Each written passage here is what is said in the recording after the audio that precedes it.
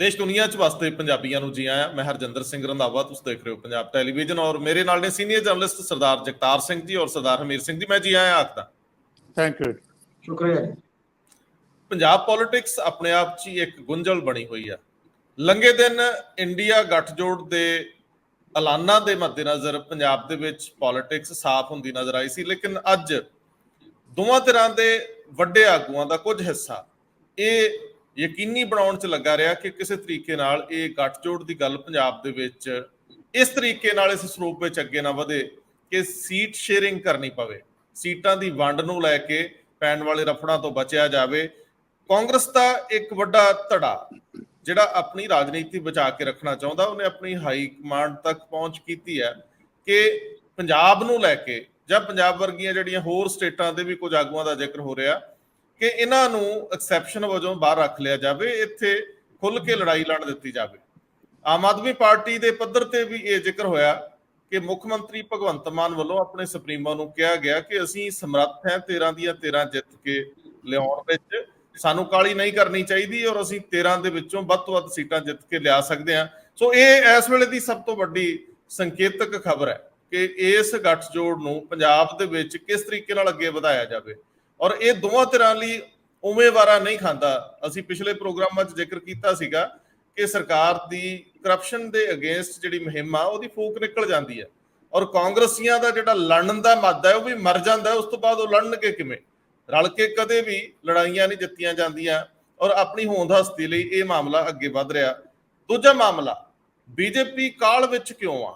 आखिर रामनाथ कोविंद साबका राष्ट्रपति की अगवाई दे विच जिहड़ी एक संकेतक कमेटी बनाई गई है, हुण तां काफ़ी चीज़ां क्लीयर हो गईयां कि उहदे मैंबर कौन होणगे, पर काल की है जदों कि हर्डल्स बहुत सारियां ने, इनू तुरंत प्रभाव नाल लागू नहीं किया जा सकता। इहदे पक्ष विच दर्जनां दलीलां आ रही ने और इहदे खिलाफ विच काफ़ी लोग खड़े ने। ये दोवां चीज़ां दे समानांतर राजनीति किस दिशा च जा रही है?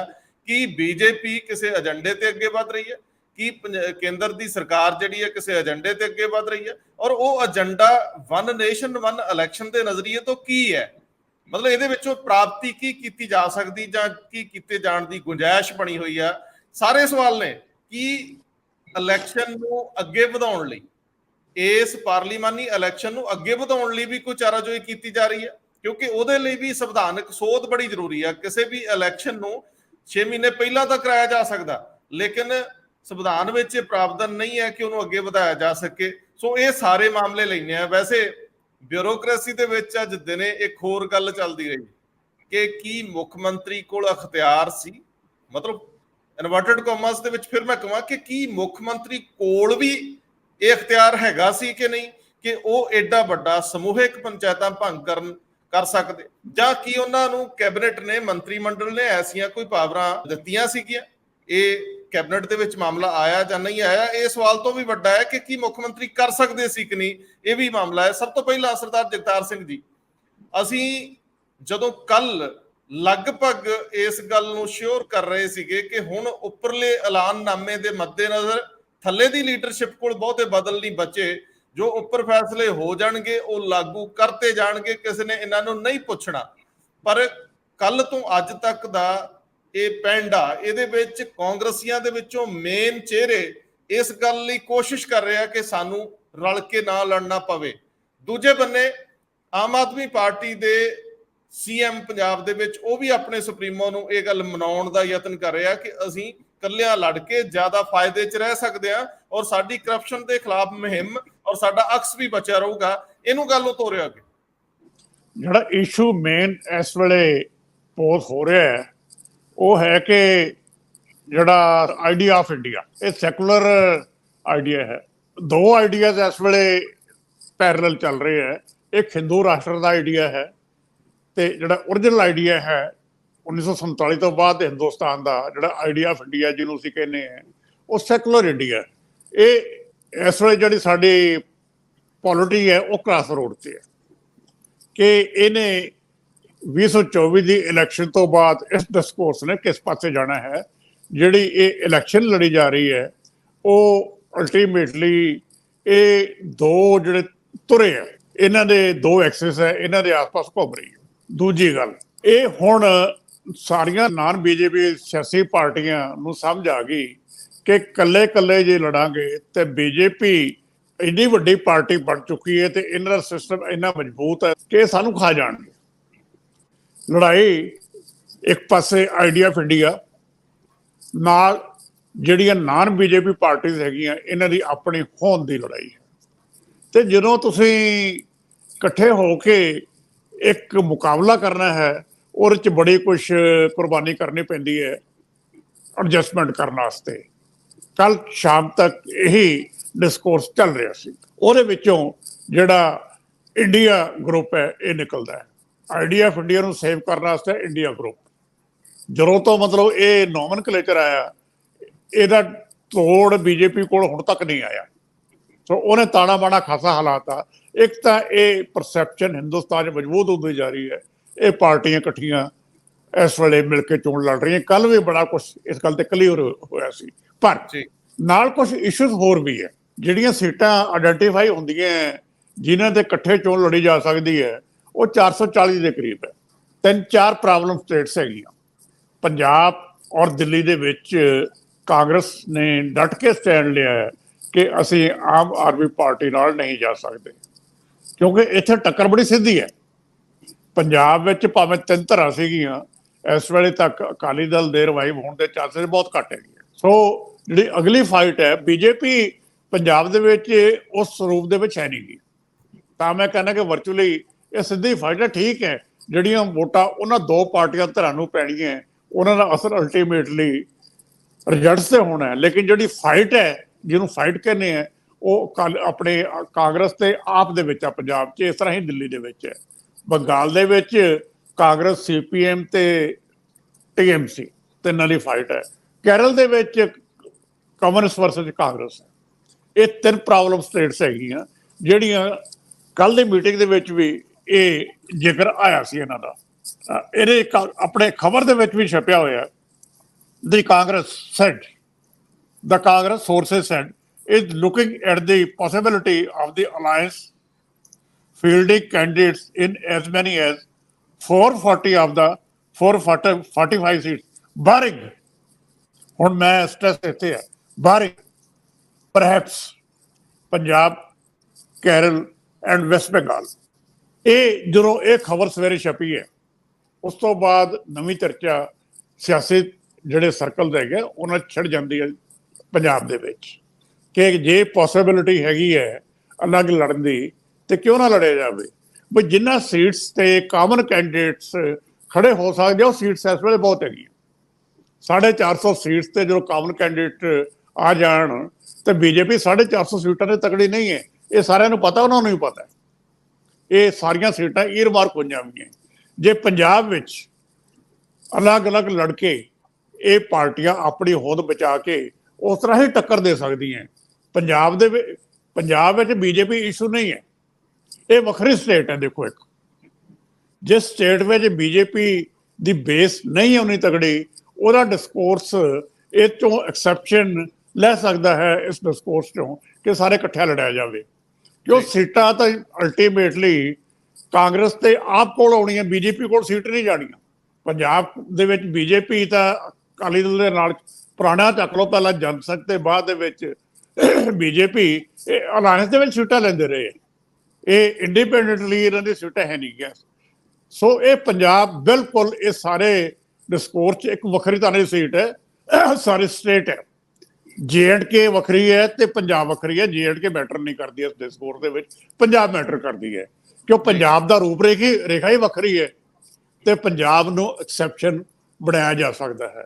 ਦਿੱਲੀ ਬਾਰੇ ਗੱਲ ਦੇਖਣ ਵਾਲੀ ਹੈ। ਦਿੱਲੀ ਸਾਡਾ ਵਿਸ਼ਾ ਨਹੀਂ ਹੈ ਇਸ ਵੇਲੇ, ਉੱਥੇ ਕੀ ਹੁੰਦਾ ਹੈ, ਲੇਕਿਨ ਜਿਹੜਾ ਪੰਜਾਬ ਦਾ ਆਰਕੀਟੈਕਚਰ ਹੈ, ਸਿਆਸੀ ਆਰਕੀਟੈਕਚਰ, ਉਹ ਡਿਫਰੈਂਟ ਬਾਕੀ ਸਾਰੇ ਹਿੰਦੁਸਤਾਨ ਤੋਂ ਹੈ, ਕਿਉਂਕਿ ਇੱਥੇ ਬੀਜੇਪੀ ਨਹੀਂ ਹੈ। ਇਸ ਕਰਕੇ ਇੱਥੇ ਐਕਸੈਪਸ਼ਨ ਹੋ ਸਕਦੀ ਹੈ ਤੇ ਇੱਥੇ ਕਾਂਗਰਸ ਤੇ ਆਪਸ ਭਿੜ ਵੀ ਸਕਦੇ ਹੈ।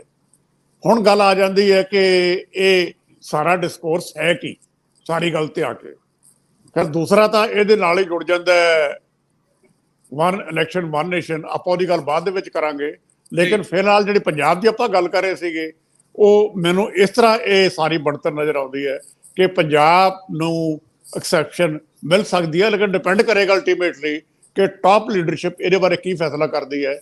ਇਹ ਫੈਸਲਾ ਪੰਜਾਬ ਵਾਲਿਆਂ ਦੇ ਪ੍ਰੈਸ਼ਰ ਥੱਲੇ ਨਹੀਂ ਹੋਣਾ, ਜਿਹੜਾ ਵੀ ਹੋਣਾ ਹੈ ਕਿ ਟਾਪ ਲੈਵਲ ਤੇ ਜਿਹੜਾ ਅਰੇਂਜਮੈਂਟ ਵਰਕਆਊਟ ਹੋਏਗਾ ਉਹਦੇ ਵਿੱਚੋਂ ਨਿਕਲੇਗਾ। ਬਿਲਕੁਲ ਠੀਕ ਕਹਿ ਰਹੇ ਹੋ ਤੁਸੀਂ ਸਰਦਾਰ ਹਰਮੀਤ ਸਿੰਘ ਜੀ। ਦਿੱਲੀ ਦੇ ਵਿੱਚ ਆਮ ਆਦਮੀ ਪਾਰਟੀ ਔਰ ਬੀਜੇਪੀ ਦਾ ਮੁਕਾਬਲਾ ਹੈ ਤੇ ਬੀਜੇਪੀ ਅਕਸਰ ਪਾਰਲੀਮੈਂਟ ਦੇ ਵਿੱਚ ਆਮ ਆਦਮੀ ਪਾਰਟੀ ਨੂੰ ਚਿੱਤ ਕਰਦੀ ਰਹੀ ਹੈ ਸਾਰੀਆਂ ਸੀਟਾਂ ਜਿੱਤ ਕੇ। ਕਾਂਗਰਸ ਜੇਕਰ ਆਮ ਆਦਮੀ ਪਾਰਟੀ ਦੇ ਨਾਲ ਆਉਂਦੀ ਹੈ ਦਿੱਲੀ ਦੇ ਵਿੱਚ ਤਾਂ ਬੀਜੇਪੀ ਨੂੰ ਝਟਕਾ ਲੱਗ ਸਕਦਾ ਹੈ, ਵੋਟਾਂ ਦਾ ਫਾਇਦਾ ਹੋ ਸਕਦਾ, ਸੀਟਾਂ 'ਚ ਤਬਦੀਲ ਹੋ ਜਾਣਗੀਆਂ ਇਹਨਾਂ ਦੀ ਦੋਨਾਂ ਦੀ ਆਪਣੀ ਜਿਹੜੀ ਵੋਟ ਹੈ।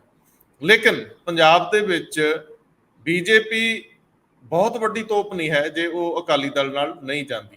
ਸਵਾਲ ਇਸ ਗੱਲ ਦਾ ਹੈ ਕਿ ਇੱਥੇ ਕਾਂਗਰਸ ਨੂੰ ਫਾਇਦਾ ਹੈ।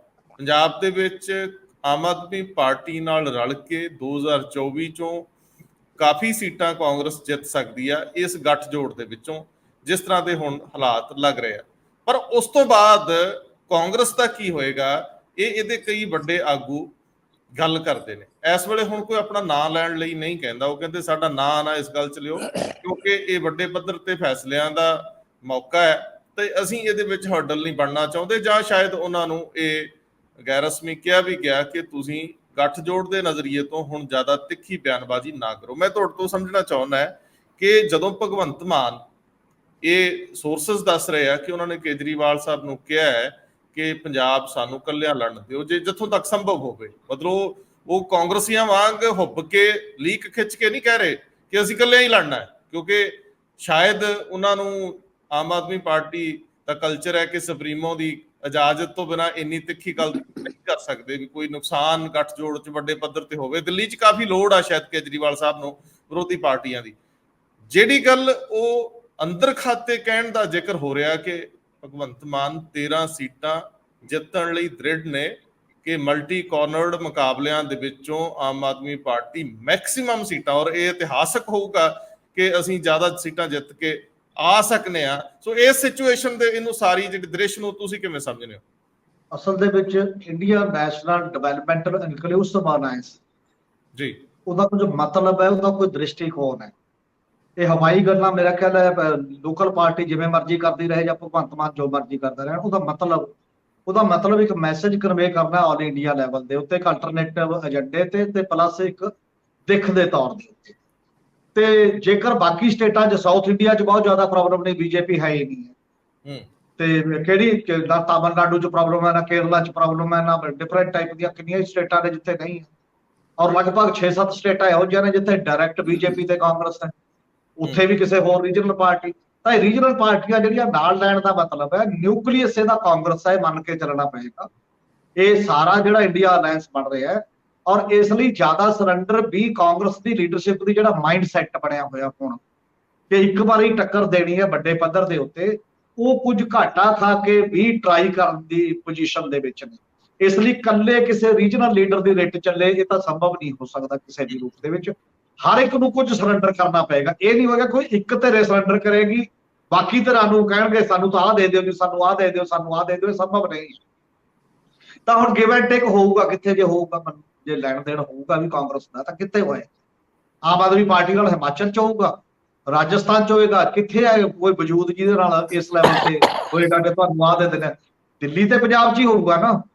ਤੇ ਦਿੱਲੀ ਤੇ ਪੰਜਾਬ ਦੇ ਵਿੱਚ ਕੌਣ ਇਹ ਅਫੋਰਡ ਕਰੇਗਾ? ਤੁਸੀਂ ਆਪਣਾ ਤਾਂ ਲੜ ਲਓ ਜਿੱਥੇ ਆਏਗਾ। ਬੱਚੇ ਇਹ ਵੀ ਅਜੇ ਬਹੁਤ ਹੱਦ ਤੱਕ ਐਗਜੈਜਰੇਸ਼ਨ ਹੈ ਕਿ ਅਸੀਂ ਸਾਰੀਆਂ ਜਿੱਤ ਕੇ ਦੇ ਦਾਂਗੇ ਅਸੀਂ। ਬਾਕੀ ਦਿੱਲੀ ਦੀ ਜੇ ਮੈਂ ਕੰਡੀਸ਼ਨ ਜੇ ਡਿਸਕਸ ਕਰੀਏ ਆਪਾਂ, ਆਮ ਆਦਮੀ ਪਾਰਟੀ ਅਸੈਂਬਲੀ ਡੰਕੇ ਦੀ ਚੋਟ ਤੇ ਜਿੱਤਦੀ ਹੈ ਵੱਡੇ ਪੱਧਰ ਤੇ। ਪਾਰਲੀਮੈਂਟ ਦੀ ਪਿਛਲੀ ਇਲੈਕਸ਼ਨ ਜਿਹੜੀ 2019 ਦੀ ਸੀ, 3 ਸੀਟਾਂ ਤੇ ਕਾਂਗਰਸ ਸੈਕੰਡ ਸੀਗੀ ਪਾਰਲੀਮੈਂਟ ਦੇ ਵਿੱਚ, ਆਮ ਆਦਮੀ ਪਾਰਟੀ ਦੀ ਸੀ ਸੱਤਾ 'ਚੋਂ। ਇਸ ਲਈ ਅਸੈਂਬਲੀ ਲਈ ਵੋਟ ਹੋਰ ਤਰੀਕੇ ਨਾਲ ਪੈਂਦੀ ਹੈ, ਨੈਸ਼ਨਲ ਲੈਵਲ ਤੇ ਹੋਰ ਤਰੀਕੇ ਨਾਲ ਵੋਟਾਂ ਪੈਂਦੀਆਂ ਨੇ। ਜ਼ਰੂਰੀ ਨਹੀਂ ਆ ਉਹ ਇੱਕੋ ਤਰੀਕੇ ਨਾਲ ਪੈਣ। ਇਸ ਲਈ ਤਾਂ ਨਰਿੰਦਰ ਮੋਦੀ ਹੁਣੀ ਕਹਿ ਰਹੇ ਨੇ ਕਿ ਇੱਕੋ ਰਸੇ ਸਾਰੀਆਂ ਚੋਣਾਂ ਨੂੰ ਕਰ ਦਿਓ ਤਾਂ ਕਿ ਇੱਕੋ ਪਾਰਟੀ ਨੂੰ ਪੈ ਜਾ ਕਰਨ ਕਿਸੇ ਨਾ ਕਿਸੇ ਤਰੀਕੇ ਦੇ ਨਾਲ। ਲੋਕ ਡਾਇਵਰਸ ਨਾ ਸੋਚਣ, ਆਪਣੀ ਸਟੇਟ ਲਈ ਅਲੱਗ ਤੇ ਨੈਸ਼ਨਲ ਲੈਵਲ ਤੇ ਅਲੱਗ ਕਿਸੇ ਨਾ ਕਿਸੇ ਤਰੀਕੇ। ਇਸ ਲਈ ਇੱਕ ਤਾਂ ਉਹ ਗੱਲ ਹੈ। ਦੂਜੀ ਗੱਲ ਮੇਰਾ ਖਿਆਲ ਹੈ ਅਜੇ ਇੰਨਾ ਕੁ ਬੋਲਣ ਦਾ, ਚਰਚਾ ਕਰਨ ਦਾ ਰਾਈਟ ਤਾਂ ਰਹੂਗਾ ਪਾਰਟੀਆਂ ਦੇ ਵਿੱਚ। ਕੋਈ ਇੱਕੋ ਤਾਂ ਨਹੀਂ, ਕੋਈ ਸਰੈਂਡਰ ਕਰ ਜੇ ਮੰਨ ਜੇ ਤਾਂ ਇਹ ਕੋਈ ਗੱਲ ਵੀ ਨਹੀਂ ਹੁੰਦੀ ਕਿ ਕੋਈ ਡਿਫਰੈਂਸ ਆਫ ਓਪੀਨੀਅਨ ਹੈਗੇ ਨੇ। ਪਹਿਲਾਂ ਉਹ ਉੱਚੀ ਸੁਰ 'ਚ ਗੱਲ ਕਰਦੇ ਸੀ, ਹੁਣ ਦੱਬੀ ਸੁਰ 'ਚ ਕਰਦੇ ਨੇ। ਮੈਸੇਜ ਕਲੀਅਰ ਆ ਸਾਰਿਆਂ ਨੂੰ ਕਿ ਤੁਸੀਂ ਇਹ ਕਰਨਾ ਹੈ। ਕਮੇਟੀ ਬਣ ਗਈ ਹੈ ਕੋਆਰਡੀਨੇਸ਼ਨ, ਉਹਨੇ 30 ਸਤੰਬਰ ਤੱਕ ਅਲਾਇੰਸ ਨੂੰ ਫਾਈਨਲ ਟੱਚ ਦੇਣਾ ਹਰ ਸੂਬੇ ਦੇ ਵਿੱਚ। ਟਾਈਮ ਨਹੀਂ ਹੈ ਬਹੁਤ ਜ਼ਿਆਦਾ, ਉਹਨਾਂ ਨੂੰ ਪਤਾ ਕਿ ਜੇ ਚੋਣਾਂ ਇਸ ਤੋਂ ਪਹਿਲਾਂ ਹੁੰਦੀਆਂ ਨੇ, ਉਹਨਾਂ ਨੇ ਡੈਡਲਾਈਨ ਤੈਅ ਕੀਤੀ ਹੈ 30 ਸਤੰਬਰ। 1 ਸਤੰਬਰ ਅੱਜ ਹੋ ਗਿਆ, ਉਹਦੀ ਮੀਟਿੰਗ ਕੋਈ ਰੋਜ਼ ਤਾਂ ਹੋਏਗੀ ਨਹੀਂ, ਹਰੇਕ ਸਟੇਟ ਲਈ ਬੈਠ ਕੇ 2-4 ਮੀਟਿੰਗਾਂ ਹੋਣਗੀਆਂ 30 ਸਤੰਬਰ ਤੱਕ। ਤੇ ਉਹਨਾਂ ਮੀਟਿੰਗਾਂ ਦੇ ਵਿੱਚ ਸੀਟ ਸ਼ੇਅਰਿੰਗ ਦਾ ਡਿਸਕਸ ਹੋਊਗਾ, ਜਾਂ ਉਹਨਾਂ ਮੀਟਿੰਗਾਂ ਦੇ ਵਿੱਚ ਪਹਿਲਾਂ ਦੂਜਾ ਡਿਸਕਸ ਹੋਊਗਾ, ਛੱਡੋ ਜੀ ਇੱਥੇ ਤਾਂ ਆਪਾਂ ਇਕੱਲੇ ਲੜਨਾ ਹੈ, ਆਪਾਂ ਜੇ ਲੜਨਾ ਉਹ ਲੜਨਾ, ਫਿਰ ਸੀਟ ਸ਼ੇਅਰਿੰਗ ਦੀ ਤਾਂ ਗੱਲ ਹੀ ਨਹੀਂ ਤੁਰੂਗੀ ਉਸ ਤੋਂ ਬਾਅਦ। ਇਸ ਲਈ ਜਿਹੜਾ ਲੌਜਿਕ ਜਿੱਧਰ ਨੂੰ ਵੱਡੇ ਪੱਧਰ ਦੇ ਉੱਤੇ ਜਾ ਰਿਹਾ, ਜਿਸ ਢੰਗ ਨਾਲ ਮੁੰਬਈ ਦੇ ਵਿੱਚ ਉਹਨਾਂ ਨੇ ਗੱਲ ਕੀਤੀ ਹੈ, ਤਾਂ ਇਹ ਚੱਲਦਾ ਰਹੂਗਾ। ਬਿਲਕੁਲ ਅਸਰ ਪਊਗਾ ਪੰਜਾਬ ਦੇ ਰੀਜਨਲ ਐਂਗਲ ਤੋਂ। ਜੇ ਕਾਂਗਰਸ ਕਹੂਗੀ ਇੱਥੇ ਸਾਨੂੰ ਥੋੜਾ ਫਰਕ ਪਊਗਾ ਜੀ, ਬਾਕੀ ਚੀਜ਼ਾਂ ਐ ਹੋਣਗੀਆਂ। ਬੀਜੇਪੀ ਬੜੀ ਦੇਰ ਤੋਂ ਅਕਾਲੀਆਂ ਨਾਲ ਅਲਾਇੰਸ ਦੇ ਵਿੱਚੋਂ ਇਹ ਕਹਿੰਦੀ ਰਹੀ ਹੈ ਸਟੇਟ ਦੀ ਵੀ ਅਸੀਂ ਤਾਂ ਸ਼ਹਿਰ 'ਚ 23 ਸੀਟਾਂ ਤੇ ਰਹਿ ਗਏ ਜੀ ਕੱਲੀਆਂ ਅਸੈਂਬਲੀ 'ਚ, ਕਦੇ ਤਾਂ ਵਧਾਈਏ, ਕਦੇ ਤਾਂ ਵਧਾਈਏ, ਡਿਪਟੀ ਸੀਐਮ ਤਾਂ ਦਿਓ। ਪਰ ਉੱਪਰ ਬੀਜੇਪੀ ਨੂੰ ਪਤਾ ਸੀ ਕਿ ਪਾਰਲੀਮੈਂਟ ਕਿੰਨੀ ਇੰਪੋਰਟੈਂਟ ਹੈ, ਅਸੈਂਬਲੀ ਪੰਜਾਬ ਦੀ ਸਾਡੇ ਲਈ ਨਹੀਂ ਮੈਟਰ ਕਰਦੀ। ਇਸ ਲਈ ਉਹ ਲਗਾਤਾਰ ਚੱਲਦਾ ਰਿਹਾ। ਉਹਨਾਂ ਨੇ ਸਟੇਟ ਅਕਾਲੀਆਂ ਨੂੰ ਦੇ ਕੇ ਰੱਖੀ ਇੱਕ ਟਾਈਪ ਦੀ ਬੜਾ ਲੰਮਾ ਸਮਾਂ ਕਿ ਇੱਥੇ ਤੁਸੀਂ ਚਲਾਈ ਜਾਓ ਰਾਜ, ਕੋਈ ਗੱਲ ਨਹੀਂ, ਪਾਲਿਸੀ ਸਾਡੀ ਉਹ ਚਲਾ ਰਹੇ ਹੋ, ਤੇ ਉੱਪਰ ਤੁਸੀਂ ਨਹੀਂ ਪੁੱਛਣਾ ਸੀ ਕਿਵੇਂ ਕਰ ਰਹੇ ਹੋ। ਉੱਪਰ ਇਹਨਾਂ ਨੇ ਨਹੀਂ ਪੁੱਛਿਆ ਬੜੇ ਲੰਮੇ ਸਮੇਂ ਤੋਂ ਕੀ ਕਰ ਰਹੇ ਆ ਕੀ ਨਹੀਂ ਕਰ ਰਹੇ। ਔਰ ਇਹਦੇ ਲਈ ਜਦੋਂ ਕੇਜਰੀਵਾਲ ਇਹ ਸਟੈਂਡ ਲੈਂਦੇ ਨੇ ਕਿ 140 ਕਰੋੜ ਭਾਰਤੀਆਂ ਦੇ ਨੁਮਾਇੰਦੇ ਅਸੀਂ, ਇਹ ਅਲਾਇੰਸ ਹੈ, ਕੱਲਾ ਨਹੀਂ ਕਿਹਾ ਕਿ ਕੌਣ ਹੈ ਕੌਣ ਨਹੀਂ ਹੈ, ਉਹਨੇ ਅੱਡ ਕਰਕੇ ਨਹੀਂ ਕਿਹਾ ਕਿ 3 ਕਰੋੜ ਦੀ ਆਮ ਆਦਮੀ ਪਾਰਟੀ ਉਧਰ ਅਲਾਇੰਸ ਹੈ, ਬਾਕੀ ਦਾ ਇੱਧਰ ਹੈ, ਬਾਕੀ ਦਾ ਉਧਰ ਹੈ। ਫਿਰ ਇਹ ਚੱਲਣਾ ਨਹੀਂ। ਮੇਰੇ ਖਿਆਲ ਅਰਵਿੰਦ ਕੇਜਰੀਵਾਲ ਨੂੰ ਜ਼ਿਆਦਾ ਕਲੀਅਰ ਹੈ ਕੰਪੈਰੇਟਿਵਲੀ। ਸਾਡੇ ਭਗਵੰਤ ਮਾਨ ਦਾ ਵੀ ਪਿਛਲੇ ਸਮੇਂ 'ਚ ਆਪਾਂ ਇੱਕ ਬਿਆਨ ਦੇਖਿਆ ਸੀ, ਜਦੋਂ ਉਹਨੇ ਕਿਹਾ ਕਿ ਵੱਡੇ ਟਰਸਟ ਲਈ ਬਹੁਤ ਚੀਜ਼ਾਂ ਛੱਡਣੀਆਂ ਪੈਂਦੀਆਂ ਨੇ ਸਟੇਟ ਦੇ ਵਿੱਚ ਵੀ। ਤੇ ਆਪਦਾ ਬਿਆਨ ਸੀ ਚੀਫ ਮਿਨਿਸਟਰ ਦਾ, ਜਿਹਦੇ ਤੇ ਕਾਂਗਰਸ ਆਗੂਆਂ ਨੇ ਰਿਐਕਟ ਕੀਤਾ ਸੀ ਉਸ ਪੱਧਰ ਦੇ ਉੱਤੇ। ਇਸ ਲਈ ਜਿਸ ਪੁਖਤਗੀ ਨਾਲ ਅਲਾਇੰਸ ਅੱਗੇ ਵੱਧ ਰਿਹਾ ਹੈ, ਉਹਦੇ 'ਚ ਪੰਜਾਬ ਦਿੱਲੀ ਦੀਆਂ ਸੀਟਾਂ ਦੀ ਸ਼ੇਅਰਿੰਗ ਮਸਟ ਹੈ। ਇਹ ਇਜਾਜ਼ਤ ਜੇ ਇੱਕ ਸਟੇਟ ਤੁਸੀਂ ਦੇ ਦਿਓਗੇ ਤਾਂ ਬਾਕੀਆਂ 'ਚ ਨਵੇਂ ਪੰਗੇ, ਫਿਰ ਉਹ ਇਨਕਲੂਸਿਵ ਅਲਾਇੰਸ ਦਾ ਜਿਹੜਾ ਕਨਸੈਪਟ ਹੈ ਉਹ ਖੇਰੂ ਹੋ ਜਾਏਗਾ। ਮੈਨੂੰ ਲੱਗਦਾ ਉਹ ਨਹੀਂ ਚੱਲ ਸਕਦਾ। ਬਾਕੀ ਲਾਸ ਕਿੰਨਾ ਹੁੰਦਾ ਬਾਅਦ 'ਚ ਦੇਖੀ ਜਾਊਗੀ, ਪਾਰਟੀ ਰਿਵਿਊ ਕਰੇਗੀ ਕਿਸ ਤਰੀਕੇ ਨਾਲ ਚੱਲਣਾ ਉਹਨੇ ਉਸ ਪੱਧਰ ਦੇ ਉੱਤੇ ਜੀ। ਔਰ ਵੱਧ ਤੋਂ ਵੱਧ ਹੋਰਾਂ ਨੂੰ ਲਿਆਉਣ ਦੀ ਵੀ ਟਰਾਈ ਕੀਤੀ ਜਾਏਗੀ। ਜਿਹੜੀ ਪੋਲੀਟੀਕਲ ਅੰਡਰਸਟੈਂਡਿੰਗ ਜਿੰਨੀ ਕਿ ਮੈਨੂੰ ਨਜ਼ਰ ਆਉਂਦੀ ਹੈ, ਐਕਸੈਪਸ਼ਨਲ ਕੇਸ ਨਹੀਂ ਛੱਡੇ ਜਾਣਗੇ ਇਸ ਵਾਰ। ਹਾਂ, ਕੋਈ ਪਾਰਟੀ ਦਾ ਮਾਸ ਲੀਡਰ ਹੁੰਦਾ ਨਾ, ਉਹ ਸਟੈਂਡ ਲੈ ਜਾਂਦਾ ਪੰਜਾਬ ਦੇ ਵਿੱਚ ਜਾਂ ਕਿਸੇ ਵੀ ਸੂਬੇ ਦੇ ਵਿੱਚ ਕਿ ਮੈਂ ਨਹੀਂ ਇਹਦੇ ਨਾਲ ਸਹਿਮਤ, ਮੈਂ ਅਲੱਗ ਧਾਰਾ ਬਹਾ ਦੂੰਗਾ ਜੇ ਕਰੇ ਨਾ ਚੱਲਿਆ। ਫਿਰ ਸ਼ਾਇਦ ਐਕਸੈਪਸ਼ਨ ਕੇਸ ਕਈ ਵਾਰ ਬਣ ਜਾਂਦੇ ਹੁੰਦੇ ਨੇ। ਤੇ ਮਾਸ ਲੀਡਰ ਕੋਈ ਨਹੀਂ ਹੈ ਇਸ ਪੱਧਰ ਦਾ ਕਾਂਗਰਸ ਦੇ ਕੋਲ, ਜਿਹੜਾ ਇਹ ਕਹਿ ਕੇ ਅਲੱਗ ਥਾਪੀ ਮਾਰ ਕੇ ਚੱਲੇ ਕਿ ਮੈਂ ਇੱਕ ਅਲੱਗ ਕਾਂਗਰਸ ਸਿਰਜ ਦੂੰਗਾ। ਜਦੋਂ ਕਾਂਗਰਸ ਪਾਰਟੀ ਨਾਲੋਂ TMC ਅਲੱਗ ਹੋਈ ਹੈ, TMC 'ਚ ਮਮਤਾ ਮਾਸ ਲੀਡਰ ਸੀ, ਜਿਹਨੇ ਕਿਹਾ ਕਿ ਮੈਂ ਅਲੱਗ ਚੀਫ ਮਿਨਿਸਟਰ ਬਣੂਗੀ ਤੇ ਆਪਣੇ ਦਮ ਤੇ ਬਣੂਗੀ, ਮੈਂ ਚੱਲ ਰਹੀ। GK ਮੂਪਨਾਥ ਉੱਥੇ ਸੀਗਾ ਤਾਮਿਲਨਾਡੂ ਦੇ ਵਿੱਚ ਇੱਕ ਲੀਡਰ ਇੱਕ ਸਮੇਂ ਤੱਕ ਕਾਂਗਰਸ ਕੋਲ। ਸ਼ਰਦ ਪਵਾਰ ਸੀਗਾ ਲੀਡਰ ਮਹਾਰਾਸ਼ਟਰ ਕੋਲ ਕਾਂਗਰਸ ਦੇ ਕੋਲ, ਜਿਨ੍ਹਾਂ ਨੇ ਅਲੱਗ-ਅਲੱਗ PA ਸੰਗਵਾ ਨਾਰਥ ਈਸਟ ਦਾ ਫਿਰ ਵੀ ਲੀਡਰ ਸੀਗਾ। ਉਹ ਮਾਸ ਲੀਡਰ ਕਿੱਥੇ ਨੇ ਹੁਣ, ਜਿਹੜੀਆਂ ਚੀਜ਼ਾਂ ਚੋਂ ਇਹ ਅਲੱਗ ਕਰਨਗੇ ਕਿਸੇ ਨਾ ਕਿਸੇ ਰੂਪ 'ਚ। ਅਮਰਿੰਦਰ ਸਿੰਘ ਦਾ ਕੱਦ ਇੱਕ ਵਾਰ ਸੀਗਾ, ਜੇ ਅਮਰਿੰਦਰ ਸਿੰਘ ਦਾ ਕੱਦ ਜਿਹੜਾ 2022 ਵੇਲੇ ਸੀ, ਜਿਹੜਾ ਚੋਣਾਂ ਹੋਈਆਂ ਸੀ ਅਸੈਂਬਲੀ ਦੀਆਂ, ਉਦੋਂ ਪਹਿਲਾਂ 2017 ਦੀਆਂ 17 ਵਾਲਾ ਜਿਹੜਾ ਸੀ, ਜੇ ਅੱਜ ਉਹਦਾ ਉਹ ਹੁੰਦਾ ਓਡੇ ਵੱਡੇ ਕੱਦ ਵਾਲਾ ਕੋਈ ਲੀਡਰ ਹੁੰਦਾ, ਉਹ ਕਹਿੰਦਾ ਨਹੀਂ ਤਾਂ ਮੈਂ ਫਿਰ ਆਪਣਾ ਅਲੱਗ, ਜਿਹੜਾ ਕਹਿੰਦਾ ਸੀ ਮੈਂ ਮਿਸਿਸ ਗਾਂਧੀ ਨੂੰ ਕਹਿ ਵੀ ਦਿੱਤਾ ਸੀ, ਫਿਰ ਅਲੱਗ ਤਰ੍ਹਾਂ ਸੋਚਿਆ ਜਾ ਸਕਦਾ ਹੁੰਦਾ। ਇਤਰਾਜ਼ ਉਹ ਕਹਿਣਗੇ ਤੁਹਾਡੇ ਇਤਰਾਜ਼ ਬਿਲਕੁਲ ਵਾਜਿਬ ਨੇ, ਅਸੀਂ ਤੁਹਾਡੇ ਨਾਲ ਆ, ਕੋਈ ਗੱਲ ਨਹੀਂ, ਪਰ ਵੱਡੇ ਮਤਲਬ ਮਕਸਦ ਦੇ ਲਈ ਕਈ ਚੀਜ਼ਾਂ ਐਡਜਸਟ ਕਰਨੀਆਂ ਪੈਂਦੀਆਂ ਨੇ। ਇਸ ਲਈ ਮੈਨੂੰ ਐਕਸੈਪਸ਼ਨ ਦੇਣ ਦਾ ਅਜੇ ਕੋਈ ਨਜ਼ਰ ਨਹੀਂ ਆਉਂਦਾ। ਜਿਹੜਾ ਖਾਸ ਤੌਰ ਤੇ ਰਾਹੁਲ ਗਾਂਧੀ ਤੇ ਖੜਗੇ ਉਹਨਾਂ ਦਾ ਜਿਹੜਾ ਬਿਆਨ ਹੈ, ਜਿਹੜਾ ਉਹਨਾਂ ਦਾ ਐਟੀਟਿਊਡ ਹੈ, ਜਿਹੜਾ ਉਹਨਾਂ ਦਾ ਫਰਮਨੈਸ ਹੈ ਇੱਕ ਟਾਈਪ ਦੀ ਅਲਾਇੰਸ ਨੂੰ ਨਾਲ ਰੱਖ ਕੇ ਚੱਲਣ ਦੀ, ਉਹਦੇ ਚੋਂ ਨਹੀਂ ਮੈਨੂੰ ਇਹ ਦਿਖਾਈ ਦਿੰਦਾ ਕਿ ਪੰਜਾਬ ਦੇ ਕਾਂਗਰਸ ਨੂੰ ਕੋਈ ਐਕਸੈਪਸ਼ਨ ਮਿਲੇ। ਜੇ ਸਮਝਦੇ ਹੋ ਪੋਲੀਟੀਕਲੀ ਕਿ ਹਾਂ ਇੰਜ ਹੀ ਹੋਣਾ, ਔਰ ਇਹ ਕੱਲ ਵੀ ਅਸੀਂ ਜ਼ਿਕਰ ਕਰ ਰਹੇ ਸੀ ਕਿ ਇਸ ਤੋਂ ਬਿਨਾਂ ਕੋਈ ਚਾਰਾ ਨਹੀਂ ਰਿਹਾ, ਔਰ ਸਟੇਟ ਦੀ ਕੋਈ ਲੀਡਰਸ਼ਿਪ ਇਹੋ ਜਿਹੀ ਹੈ ਨਹੀਂ ਕਿ ਜਿਹੜੀ ਵੀਟੋ ਕਰ ਸਕੇ ਕਿ ਨਹੀਂ ਇੰਜ ਨਹੀਂ। ਪਰ ਜੇ ਹੁਣ ਇੰਜ ਹੈ ਤਾਂ ਆਪਾਂ ਇੱਕ ਛੋਟਾ ਰਾਉਂਡ ਬਿਲਕੁਲ ਰੱਖਾਂਗੇ ਸਰਦਾਰ ਜਗਤਾਰ ਸਿੰਘ ਜੀ। ਜੇ ਇੰਜ ਹੀ ਹੋ ਰਿਹਾ ਜਿਵੇਂ ਸਰਦਾਰ ਹਮੀਰ ਸਿੰਘ ਕਹਿ ਰਹੇ ਨੇ ਕਿ ਕੋਈ ਸੈਕੰਡ ਕੋਈ ਦੂਜੀ ਰਾਏ ਹੋ ਨਹੀਂ ਸਕਦੀ, ਤਾਂ ਫਿਰ ਇਹਨਾਂ ਦੇ ਬਦਲ ਵਜੋਂ ਕਿਹਨੂੰ ਦੇਖਦੇ ਆ? ਪੂਰਾ ਗੱਠਜੋੜ ਅਕਾਲੀਆਂ ਦਾ ਤੇ BJP ਦਾ ਆਪ ਮੁਹਾਰੇ ਹੋ ਜਾਊਗਾ, ਉਹਨਾਂ ਕੋਲ ਕੋਈ ਦੂਜੀ ਸੋਚਣ ਦੀ ਦੂਜਾ ਇੱਕ ਬਦਲ ਹੋਊਗਾ ਹੀ ਨਹੀਂ, ਉਹਨਾਂ ਕੋਲ ਇੱਕੋ ਹੀ ਚੁਆਇਸ ਹੋਊਗਾ ਕਿ ਰਲ ਕੇ ਜਾਣਾ। ਜਾਂ ਫਿਰ ਇਹਨਾਂ ਲਈ ਜੇ ਉਹ ਵੱਖੋ ਵੱਖ ਜਾਂਦੇ ਆ ਤਾਂ ਮੁਕਾਬਲਾ ਕਿਹਦੇ ਨਾਲ ਹੋਊਗਾ? ਆਮ ਆਦਮੀ ਪਾਰਟੀ ਪਲੱਸ ਕਾਂਗਰਸ, ਮਤਲਬ INDIA ਦਾ ਮੁਕਾਬਲਾ ਪੰਜਾਬ ਦੇ ਵਿੱਚ ਕਿਹਦੇ ਨਾਲ ਹੋਊਗਾ? ਇਹ ਦਿਲਚਸਪ ਸਵਾਲ ਆ। ਅਕਾਲੀ ਦਲ ਨੰਬਰ 1 ਦਾ ਮੁਕਾਬਲੇਬਾਜ਼ ਹੋਊਗਾ ਜਾਂ BJP?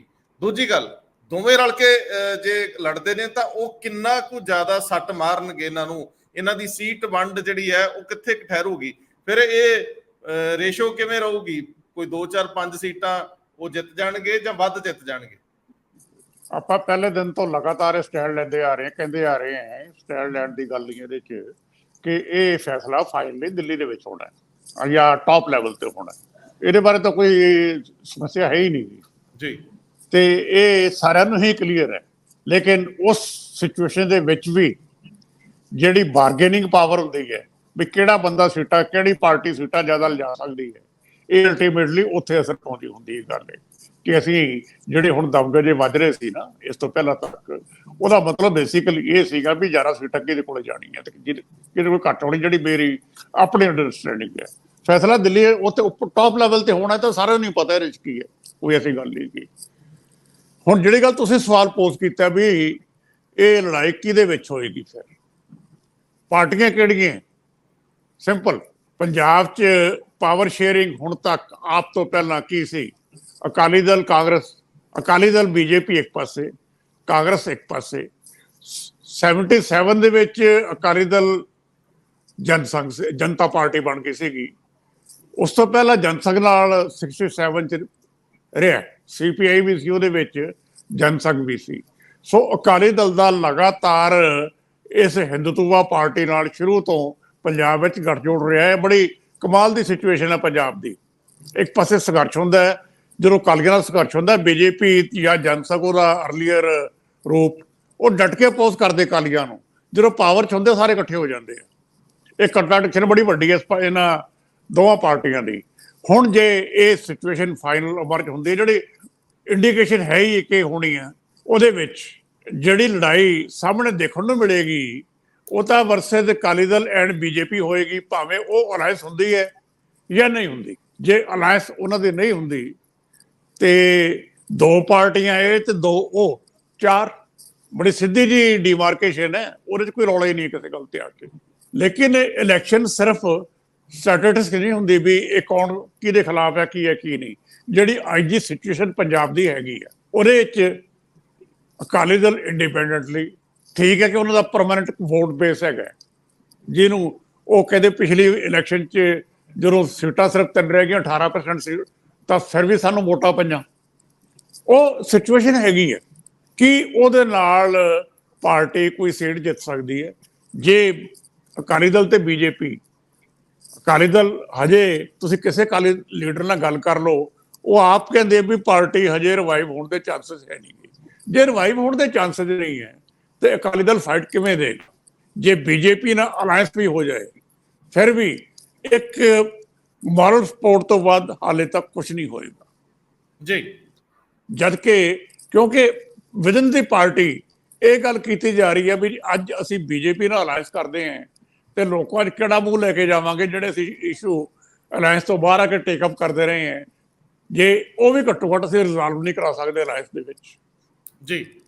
ਸੋ ਇਹ ਬੜੀ ਟ੍ਰਿਕੀ ਸਿਚੁਏਸ਼ਨ ਹੈ।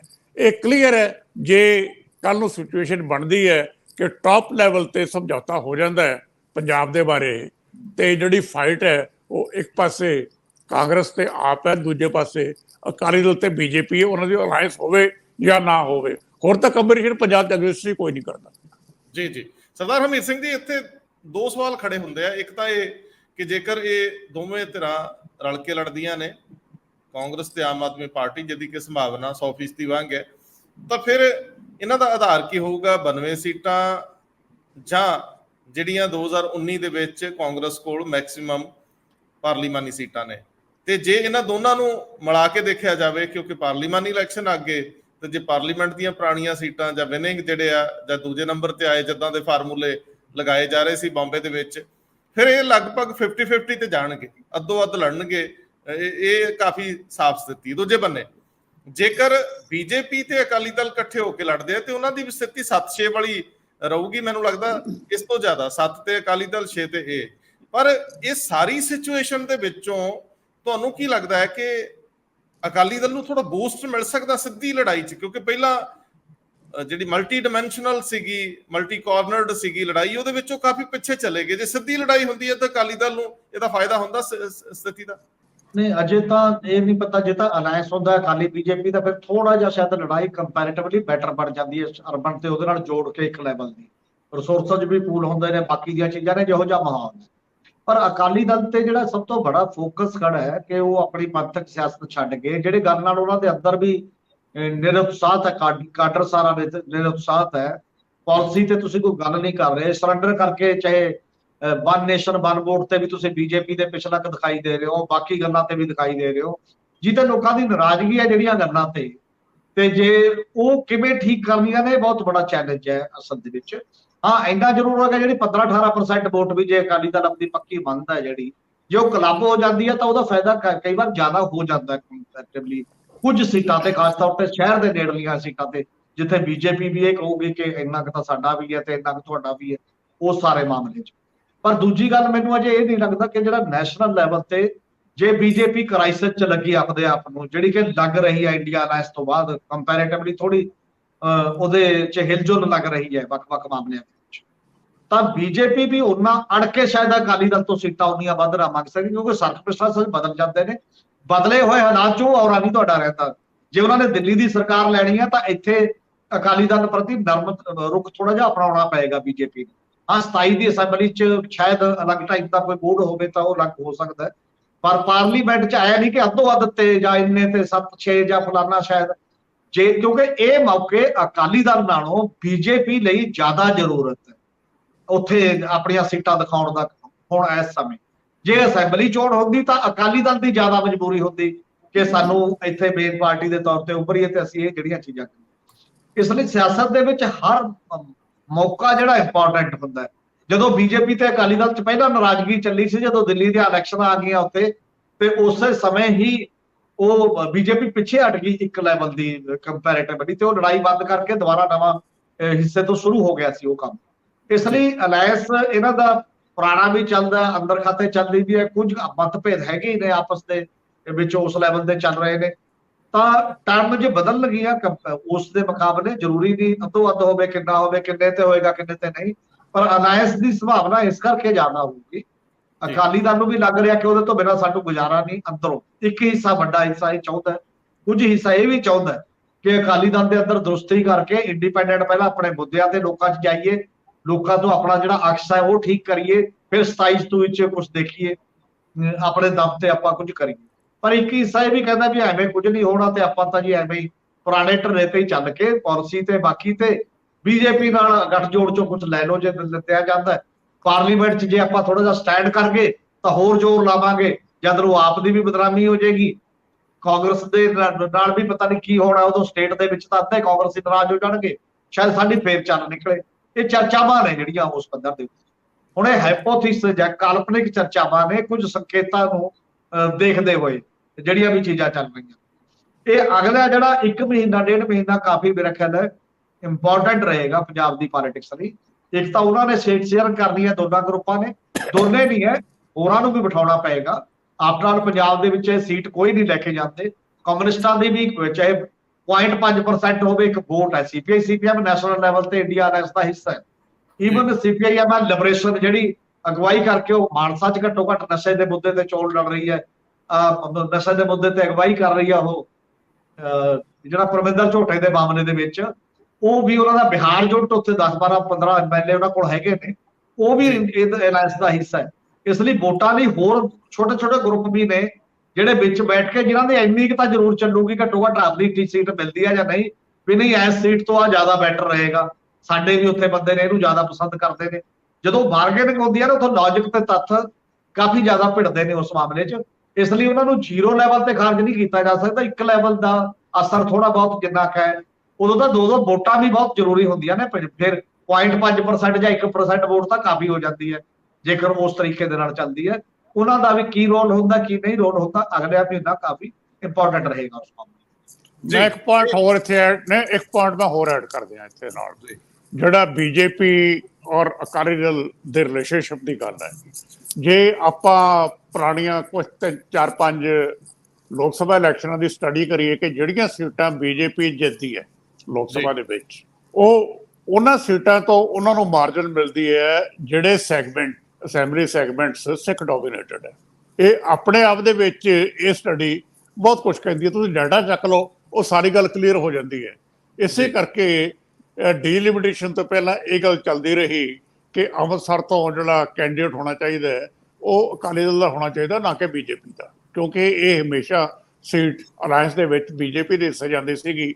ਲੇਕਿਨ ਅਲਟੀਮੇਟਲੀ ਜਿਹੜੀ ਜਿੱਤ ਹੁੰਦੀ ਸੀਗੀ ਉਹ ਜਿਹੜੇ ਸਿੱਖ ਡੋਮੀਨੇਟਡ ਸੈਗਮੈਂਟ ਸੀ ਇੱਥੋਂ ਹੁੰਦੀ ਸੀ। ਹੁਸ਼ਿਆਰਪੁਰ ਬਾਰੇ ਵੀ ਇਹੀ ਸੀ ਤੇ ਗੁਰਦਾਸਪੁਰ ਬਾਰੇ ਵੀ ਇਹੀ ਸੀ। ਜੀ, ਤੁਸੀਂ ਬਿਲਕੁਲ ਠੀਕ ਕਿਹਾ, ਅੰਕੜੇ ਇਹੀ ਕਹਿੰਦੇ ਨੇ। ਪਰ ਹੁਣ ਸਰਦਾਰ ਹਰਮੀਤ ਸਿੰਘ ਜੀ, ਅਸੀਂ ਅਗਲੇ ਹਿੱਸੇ ਤੇ ਜਾਣਾ ਹੈ। ਕਾਂਗਰਸ ਔਰ ਆਮ ਆਦਮੀ ਪਾਰਟੀ ਦਾ ਕੀ ਹੋਊਗਾ, ਇਹ ਤਾਂ ਬੜਾ ਰੌਚਕ ਸਵਾਲ ਹੈ ਕਿ ਕਿਹੜੇ ਵਿਅਕਤੀ ਕਿਵੇਂ ਅੱਗੇ ਵਧਣਗੇ। ਕਾਂਗਰਸ ਦੇ ਕੈਂਡੀਡੇਟ ਲਗਭਗ ਸਾਰੇ ਹੀ ਪਾਰਲੀਮਾਨੀ ਹਲਕਿਆਂ ਦੇ ਵਿੱਚ ਹੈ। ਕਾਫੀ ਸਾਰੇ ਜੇਤੂ ਆ, ਉਹ ਤਾਂ ਕਿਸੇ ਵੀ ਹਾਲਤ ਛੱਡਣਾ ਨਹੀਂ ਚਾਹਣਗੇ, ਪਰ ਛੱਡਣਾ ਪੈਂਦਾ ਹੁੰਦਾ, ਪਾਰਟੀਆਂ ਫੈਸਲੇ ਕਰ ਦਿੰਦੀਆਂ ਨੇ। ਤੇ ਇਹ ਵੀ ਕਾਫੀ ਅਹਿਮ ਆ ਕਿ ਕੀ ਕਾਂਗਰਸ ਦੇ ਬੰਦੇ ਐਡਜਸਟ ਕਿਵੇਂ ਹੋਣਗੇ। ਪਰ ਮੈਂ ਇਸ ਤੋਂ ਪਹਿਲਾਂ ਕਿ ਅਗਲਾ ਵਨ ਨੇਸ਼ਨ ਵਨ ਇਲੈਕਸ਼ਨ, ਇੱਕ ਦੇਸ਼ ਇੱਕ ਚੋਣ ਤੇ ਜਾਵਾਂ, ਇੱਕ ਛੋਟੀ ਜੀ ਮੈਂ ਤੁਹਾਡੇ ਤੋਂ ਟਿੱਪਣੀ ਲੈਣਾ ਚਾਹੁੰਦਾ। ਅੱਜ ਵੀ ਕੁਝ ਅਧਿਕਾਰੀਆਂ ਨਾਲ ਜਦੋਂ ਗੱਲ ਹੋ ਰਹੀ ਸੀਗੀ ਤਾਂ ਜ਼ਿਕਰ ਹੋ ਰਿਹਾ ਸੀ ਪੰਚਾਇਤੀ ਚੋਣਾਂ ਨੂੰ ਲੈ ਕੇ ਸਰਕਾਰ ਦਾ ਯੂ ਟਰਨ, ਪਿਛਾਂਹ ਮੁੜਨਾ, ਫੈਸਲੇ ਨੂੰ ਲੈ ਕੇ। ਮੈਂ ਤੁਹਾਡੇ ਤੋਂ ਸਿਰਫ ਇੰਨਾ ਕੀ ਸਮਝਣਾ ਚਾਹੁੰਦਾ ਉਹਦੇ ਵਿੱਚ, ਔਰ ਕਿਉਂਕਿ ਕੁਝ ਅਧਿਕਾਰੀਆਂ ਦਾ ਇਹ ਮੰਨਣਾ ਹੈ ਕਿ ਵੱਡਾ ਫੈਸਲਾ ਸੀ, ਮੰਤਰੀ ਮੰਡਲ ਹੀ ਕਰ ਸਕਦਾ ਸੀ, ਮੁੱਖ ਮੰਤਰੀ ਸ਼ਾਇਦ ਅਧਿਕਾਰਤ ਨਹੀਂ ਹੁੰਦੇ, ਜਾਂ ਮੰਤਰੀ ਮੰਡਲ ਮੁੱਖ ਮੰਤਰੀ ਨੂੰ ਅਧਿਕਾਰਤ ਕਰ ਦਿੰਦਾ ਕਿ ਤੁਸੀਂ ਇਸ ਮਾਮਲੇ 'ਚ ਫੈਸਲੇ ਲਓ। ਮਤਲਬ ਕੈਬਨਿਟ 'ਚ ਆਮ ਤੌਰ ਤੇ ਜਾਂਦਾ ਹੁੰਦਾ, ਜੇ ਕਈ ਵਾਰੀ ਤਾਂ ਕੈਬਨਿਟ ਸਬ ਕਮੇਟੀ ਬਣ ਜਾਂਦੀ ਹੈ। ਤਾਂ ਇੱਕ ਵਾਰੀ ਜ਼ਰੂਰ ਇਹਦੇ ਉੱਤੇ ਥੋੜਾ ਜਿਹਾ ਚਾਨਣਾ ਪਾ ਦਿਓ, ਕੋਈ ਹਿਸਟਰੀ ਦੇ ਵਿੱਚ ਜਾਂ ਕੁਝ ਓਵਰਆਲ, ਜੇ ਤੁਸੀਂ ਇਸ ਐਕਟ ਨੂੰ ਪੜ੍ਹਿਆ ਹੋਵੇ, ਕੁਝ ਇਸ ਤਰ੍ਹਾਂ ਦੇ ਪ੍ਰਾਵਧਾਨ, ਕੁਝ ਚੀਜ਼ਾਂ ਹੈਗੀਆਂ ਜੀ? ਨਹੀਂ, ਪੰਚਾਇਤੀ ਰਾਜ ਐਕਟ 'ਚ ਤਾਂ ਕੋਈ ਐ ਨਹੀਂ ਪਾਰਟੀਕੂਲਰ ਗੱਲ ਲਿਖੀ ਹੁੰਦੀ, ਪਰ ਜਿਹੜਾ ਐਕਟ ਦੇ ਰਿਲੇਟਡ ਚੀਜ਼ਾਂ ਨੇ, ਜਿਹੜਾ ਕਨਸਟੀਟਿਊਸ਼ਨਲ ਪ੍ਰੋਵੀਜ਼ਨ ਨੇ, ਜਿਵੇਂ 5 ਸਾਲ ਦਾ ਟੈਨਿਓਰ ਘੱਟ ਨਹੀਂ ਹੋ ਸਕਦਾ, ਕਿਸੇ ਵੀ ਕਰਟੇਲ ਨਹੀਂ ਕਰ ਸਕਦੇ, ਖਾਸ ਹਾਲਾਤ 'ਚ ਤੁਸੀਂ ਆਹ ਕਰ ਸਕਦੇ ਹੋ, ਜਾਂ ਬਾਕੀ ਦੀਆਂ ਵੀ ਸਪੋਜ਼ ਕਰੋ ਐਮਰਜੈਂਸੀ ਕਲਾਜ਼ਜ਼ ਵੀ ਨੇ ਜਿਹੜੀਆਂ ਨੈਸ਼ਨਲ ਲੈਵਲ ਦੀ, ਨੈਸ਼ਨਲ ਲੈਵਲ ਤੇ ਕਲਾਜ਼ਜ਼ ਨੇ ਕਿ 356 ਲਾ ਸਕਦੇ ਹੋ, ਬਾਕੀ ਜਗ੍ਹਾ ਕਰ ਸਕਦੇ ਹੋ, ਆਹ ਕਰ ਸਕਦੇ ਹੋ। ਉਹ ਸਾਰੀਆਂ ਚੀਜ਼ਾਂ ਵੀ ਯੂਨੀਅਨ ਕੈਬਨਿਟ 'ਚ ਲਿਜਾਣੀਆਂ ਪੈਂਦੀਆਂ ਨੇ, ਔਰ ਯੂਨੀਅਨ ਕੈਬਨਿਟ ਡਿਸਾਈਡ ਕਰਦੀ ਹੈ ਉਹਨਾਂ ਚੀਜ਼ਾਂ ਨੂੰ, ਸਾਰੀਆਂ ਮਾਮਲੇ। ਔਰ ਇਸ ਕਿਸੇ ਨਾ ਕਿਸੇ ਰੂਪ ਦੇ ਵਿੱਚ ਉਹ ਕੈਬਨਿਟ 'ਚ ਹੀ ਜਾਂਦੇ ਨੇ। ਇਹ ਮਾਮਲਾ ਵੀ ਫਿਰ ਸੰਵਿਧਾਨਕ ਸੋਧ ਨਾਲ ਜੁੜਿਆ ਹੋਇਆ ਮਾਮਲਾ ਹੈ, ਔਰ ਉਹਦੇ ਤਹਿਤ ਇਹ ਪੰਚਾਇਤਾਂ ਚੁਣੀਆਂ ਜਾਂਦੀਆਂ ਨੇ। ਉਹਦੇ ਤਹਿਤ 5 ਸਾਲ ਤੋਂ ਘੱਟ ਦਾ ਟੈਨਿਓਰ ਤੁਸੀਂ ਕਰ ਨਹੀਂ ਸਕਦੇ। ਤਾਂ ਇਕੱਲੇ ਚੀਫ ਮਿਨਿਸਟਰ ਜਾਂ ਇਕੱਲੇ ਅਫਸਰਾਂ ਤੱਕ ਇਹ ਸੀਮਿਤ ਨਹੀਂ ਹੁੰਦੇ। ਔਨ ਦੀ ਹੋਰ ਜਿਹੜੀ ਪੂਰੀ ਸਰਕਾਰ ਮੰਨਿਆ ਜਾਂਦਾ ਉਹ ਕੈਬਨਿਟ ਹੁੰਦੀ ਹੈ ਤੇ ਕਲੈਕਟਿਵ ਰਿਸਪੌਂਸਿਬਿਲਿਟੀ ਤੇ ਚੱਲਦੀ ਹੈ। ਰਾਈਟ ਉਹਦੇ 'ਚ ਨੇ, ਉਹ ਚੀਫ ਮਿਨਿਸਟਰ ਕੋਲ ਹੋਰ ਰਾਈਟ ਹੁੰਦੇ ਨੇ। ਪਾਲਿਸੀ ਡਿਸੀਜਨ ਸਾਰੇ ਚੀਫ ਮਿਨਿਸਟਰ ਇਕੱਲੇ ਨਹੀਂ ਲੈ ਸਕਦੇ, ਪਾਲਿਸੀ ਡਿਸੀਜਨ ਹਮੇਸ਼ਾ ਕੈਬਨਿਟ ਅਪਰੂਵ ਕਰਦੀ ਹੈ ਤੇ ਉਦੋਂ ਬਾਅਦ ਲਿਆ ਜਾਂਦਾ। ਬਾਕੀ ਹਾਂ, ਡੇ ਟੂ ਡੇ ਦੇ ਮਾਮਲਿਆਂ 'ਚ ਕੁਝ ਹੋਰ ਫੈਸਲੇ ਹੋਣ, ਕਾਫੀ ਫੈਸਲੇ ਨੇ ਜਿਹੜੇ ਉਹ ਚੀਫ ਮਿਨਿਸਟਰ ਲੈ ਸਕਦਾ, ਉਹ ਕੋਈ ਗੱਲ ਨਹੀਂ। ਪਰ ਪਾਲਿਸੀ ਡਿਸਾਈਡ ਕੈਬਨਿਟ 'ਚੋਂ ਹੋਣੀ ਹੁੰਦੀ ਹੈ ਤੇ ਕੈਬਨਿਟ ਦੀ ਅਪਰੂਵਲ ਹੁੰਦੀ ਹੈ। ਕੋਈ ਬੋਲੇ ਨਾ ਬੋਲੇ, ਚੀਫ ਮਿਨਿਸਟਰ ਦੀ ਉਹ ਚੱਲੇ ਆ ਕੇ ਉਹ ਪਾਸ ਹੋ ਜੇ, ਉਹ ਇੱਕ ਅਲੱਗ ਪਹਿਲੂ, ਉਹ ਪ੍ਰੈਕਟੀਕਲ ਪਹਿਲੂ ਹੈ। ਪਰ ਜੇ ਕੈਬਨਿਟ 'ਚ ਗਿਆ ਹੀ ਨਹੀਂ, ਸ਼ਾਇਦ ਇਹ ਕਿ ਬਹੁਤ ਬੜਾ ਕੁਐਸਚਨ ਸੀ ਹਾਈ ਕੋਰਟ ਦੇ ਵਿੱਚ ਕਿ ਜਦੋਂ ਵਕੀਲਾਂ ਨੇ ਕਿਹਾ ਕਿ ਇਹਨਾਂ ਤੋਂ ਕੈਬਨਿਟ ਦਾ ਮੰਗਾ ਲਓ ਜੀ ਜਿਹੜਾ ਹੈ, ਤੇ ਜੱਜ ਸਾਹਿਬ ਨੇ ਕਿਹਾ ਕਿ ਲਿਆਓ ਜਿਹੜੀ ਪ੍ਰੋਸੀਡਿੰਗ ਹੈ, ਜਿਹੜੇ ਮਿੰਟਸ ਆਫ ਮੀਟਿੰਗ ਨੇ, ਜਿਹੜੀ ਮੀਟਿੰਗ 'ਚ ਫੈਸਲਾ ਹੋਇਆ ਦੱਸੋ। ਇਹਨਾਂ ਕੋਲ ਤਾਂ ਕੋਈ ਹੈ ਹੀ ਨਹੀਂ ਸੀ, ਨਾ ਕੇਵਲ ਕੈਬਨਿਟ 'ਚ ਗਿਆ ਇਸ਼ੂ, ਇਹ ਤਾਂ ਚੀਫ ਮਿਨਿਸਟਰ ਲੈਵਲ ਤੇ ਵੀ ਕੋਈ ਮੀਟਿੰਗ ਹੀ ਨਹੀਂ ਹੋਈ। ਉਹ ਤਾਂ ਮਤਲਬ ਹੇਠੋਂ ਚੱਲ ਪਿਆ, ਉੱਪਰ ਚੱਲ ਪਿਆ, ਉੱਥੋਂ ਮੁੜਿਆ, ਇੱਥੋਂ ਮੁੜਿਆ, ਟੈਲੀਫੋਨ ਕੋਈਆਂ ਨੇ ਲਿਖ ਕੇ ਕੋਈ ਗੱਲ ਹੀ ਨਹੀਂ ਹੋਈ। ਇਸ ਕਰਕੇ ਇਹ ਗੱਲ ਕਾਫੀ ਇੰਪੋਰਟੈਂਟ ਮੰਨੀ ਜਾਂਦੀ ਹੈ। ਦੂਜੀ ਗੱਲ ਇੱਕ ਇਹਦੇ ਨਾਲ ਇਹ ਵੀ ਹੈ ਵੀ ਅਜੇ ਉਹ ਸਿਲੈਕਟਡ ਲੀਕ ਵਾਲੀ ਇੱਕ ਗੱਲ ਆਈ ਹੈ, ਇੱਕ ਲਾਸਟ ਪੇਜ ਜਿੱਥੇ ਨੋਟਿਕ ਦਿੱਤੀ ਹੋਈ ਹੈ, ਫਾਈਲ ਨੋਟਿਕ। ਜੇ ਏਜੀ ਦਫ਼ਤਰ ਤੋਂ ਜਾਂ ਲੀਗਲ ਰਿਮੈਂਬਰੈਂਸ ਤੋਂ ਵੀ ਰਾਏ ਲਈ ਹੋਊਗੀ ਅੰਦਰ ਦੀ ਫਾਈਲ ਦੇ ਵਿੱਚ, ਉਹ ਵੀ ਕਿਤੇ ਨਾ ਕਿਤੇ ਹੋਊਗੀ ਜ਼ਰੂਰ। ਉਹਦੀ ਵਿਵਾਦਤਾ ਜੇ ਸਾਹਮਣੇ ਨਹੀਂ ਆਈ, ਜੇ ਨਹੀਂ ਲਈ ਤਾਂ ਕਿਉਂ ਨਹੀਂ ਲਈ ਗਈ, ਔਰ ਜੇ ਕੈਬਨਿਟ 'ਚ ਜਾਂਦਾ ਤਾਂ ਉਹਦੀ ਰਾਏ ਲਈ ਜ਼ਰੂਰ ਕੋਈ ਨਾ ਕੋਈ ਸਿਫਾਰਿਸ਼ ਆ ਜਾਂਦੀ ਵੀ ਉਹਦੀ ਲੈ ਲੈਣੀ ਚਾਹੀਦੀ ਹੈ ਸਾਨੂੰ ਏਜੀ ਦਫ਼ਤਰ। ਜੇ ਰਾਏ ਲਈ ਹੈ, ਉਹਨਾਂ ਨੇ ਵੀ ਜ਼ੁਬਾਨੀ ਚੀਫ ਮਿਨਿਸਟਰ ਦੀ ਇੱਛਾ ਤੇ ਫੁੱਲ ਚੜਾਤੇ, ਤਾਂ ਏਜੀ ਦਫ਼ਤਰ ਦੀ ਜਿਹੜੀ ਕਾਬਲੀਅਤ ਹੈ, ਸਵਾਲ ਉਹਦੇ ਤੇ ਵੀ ਫਿਰ ਖੜੇ ਹੋ ਜਾਂਦੇ ਨੇ। ਇਸ ਲਈ ਉਹ ਜਿੰਨਾ ਚਿਰ ਫਾਈਲ ਸਾਹਮਣੇ ਨਹੀਂ ਆਉਂਦੀ ਤਾਂ ਕਈ ਸਵਾਲ ਅਜੇ ਅਣਸੁਲਝੇ ਰਹਿਣਗੇ ਇਸ ਪੱਧਰ ਦੇ ਉੱਤੇ ਜਾ ਕੇ। ਔਰ ਕੈਬਨਿਟ ਦਾ ਰਾਈਟ ਵੀ ਜੇ ਮਾਰਿਆ ਜਾਂਦਾ ਤਾਂ ਕੈਬਨਿਟ ਮਿਨਿਸਟਰਾਂ ਨੂੰ ਥੋੜਾ ਜਿਹਾ ਸੁਚੇਤ ਹੋਣ ਦੀ ਲੋੜ ਹੈ, ਉਹਨੂੰ ਕਹਿਣ ਦੀ ਲੋੜ ਹੈ ਕਿ ਅਜੇ ਭਾਈ ਇੱਥੇ ਲਿਆਇਆ ਕਰੋ, ਸਾਨੂੰ ਪੁੱਛ ਲੈਂਦੇ ਤਾਂ ਇਹ ਵਧੀਆ ਤਰ੍ਹਾਂ ਹੁੰਦੀ। ਪਾਰਟੀ ਦੇ ਅੰਦਰ ਤਾਂ ਚਰਚਾ ਹੋਣੀ ਚਾਹੀਦੀ ਹੈ ਨਾ ਕਿਸੇ ਨਾ ਕਿਸੇ ਰੂਪ 'ਚ।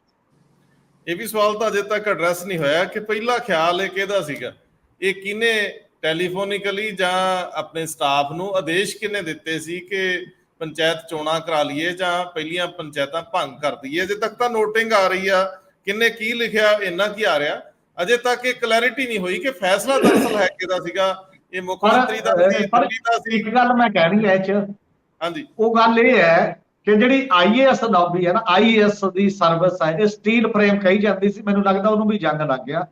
ਜ਼ੁਬਾਨੀ ਕੋਈ ਫਾਇਦਾ ਨਹੀਂ ਹੁੰਦਾ ਫੀਸ ਤੇ, ਜੋ ਮਰਜ਼ੀ ਰਾਏ ਦਿੱਤੀ ਹੋਵੇ ਉਹਦੀ ਕੋਈ ਬੁੱਕਤ ਨਹੀਂ।